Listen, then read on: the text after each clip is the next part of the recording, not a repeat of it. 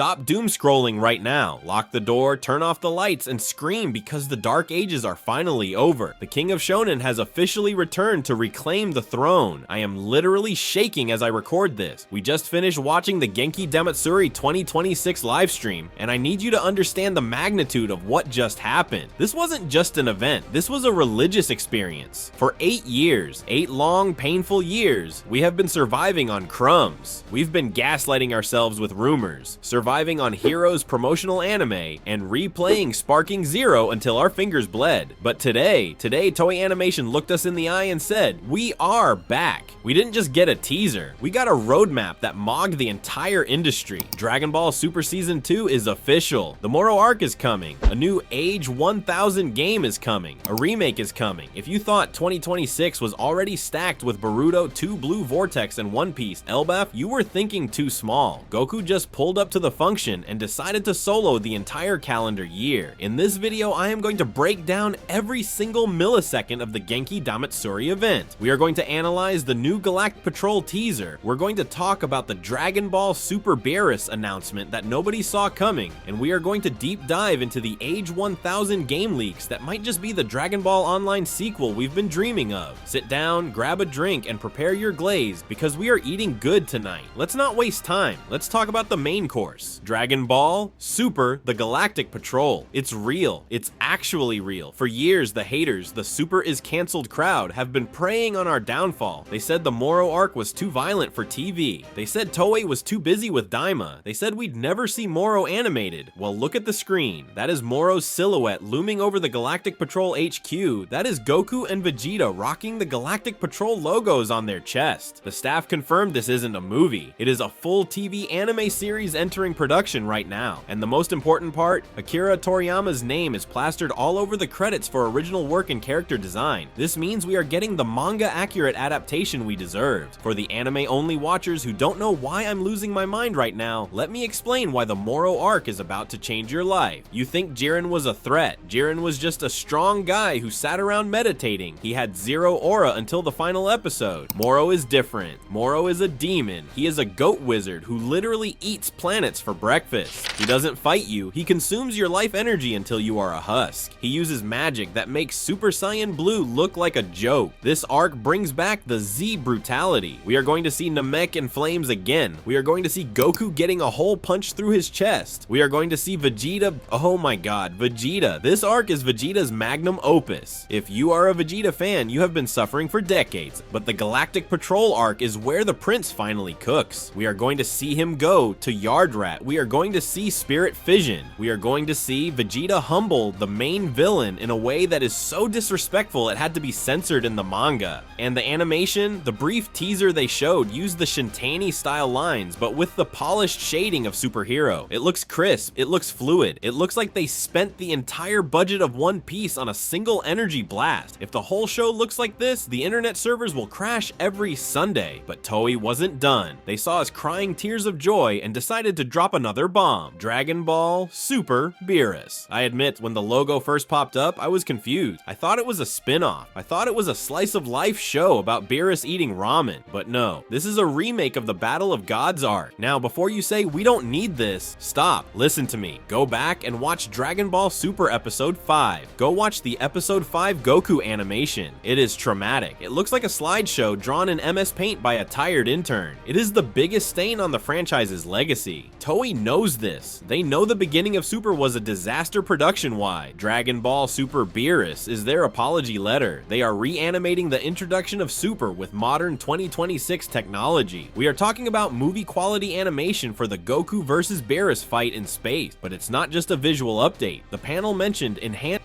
storytelling. This suggests they're going to retcon some of the early inconsistencies to fit the manga canon better. Maybe they'll tease Ultra Instinct earlier. Maybe they'll fix the power scaling. Maybe they'll actually explain why Beerus was using 70% of his power, which was definitely a lie. This is huge because it creates a perfect entry point for new fans. No longer do you have to tell your friends, bro, just skip the first 2 arcs and watch the movie. Now we have a definitive high-quality version of the start of the God Saga. Okay, gamers, wake up. We need to talk talk about Dragon Ball Age 1000. This was the One More Thing announcement at the end of the gaming panel. They showed a cinematic trailer of a time patroller who looks suspiciously like a custom character, fighting alongside a future warrior in a world that looked futuristic. The title Age 1000 is a massive reference. Hardcore fans know that Age 1000 is the setting of Dragon Ball Online. It's the era where Majin Buu created the Meijin race, where Namekians live on Earth, and where humans have learned to control Kai. The rumors are flying that this is the MMO RPG successor we've been waiting for. Imagine a game with the graphics of Sparking, Zero, but the open world of Kakarot and the multiplayer systems of Xenoverse, creating your own character, joining the Frieza Force or the Time Patrol, and actually impacting the timeline. They didn't give us a release date other than 2027, but the fact that Toriyama's original notes are being used for the world building gives me insane hope. This isn't just a cash grab, this is a lore expansion. And speaking of cash grabs, I mean masterpieces, Sparking, Zero is getting more DLC, Super Saiyan Bardock, King Piccolo, Super 17, finally. The roster is nearing perfection. Super 17 is going to be toxic in ranked, I can already feel it. The absorption mechanic is going to be broken. And Bardock, the episode of Bardock Special finally gets representation. We are going to be spamming Riot Javelin until our controllers break. Now, I want to zoom out for a second. I want you to look at the timeline. We are currently living in the golden age of anime. Think about what is happening in 2026. Bleach. 1,000-Year Blood War will be airing its final core. We are seeing the true power of Ichigo and the Soul King. One Piece will officially enter the Elbaf arc in anime. We are finally meeting Loki. We are finally learning about the Void Century. Boruto, 2 Blue Vortex anime has a high chance of starting airing in 2026. Boruto is out here flying around, stepping on Code's face. And now, Dragon Ball Super Season 2. The Big Three and Dragon Ball, also known as Dad of Big Three, are back together. This hasn't happened since the mid-2000s.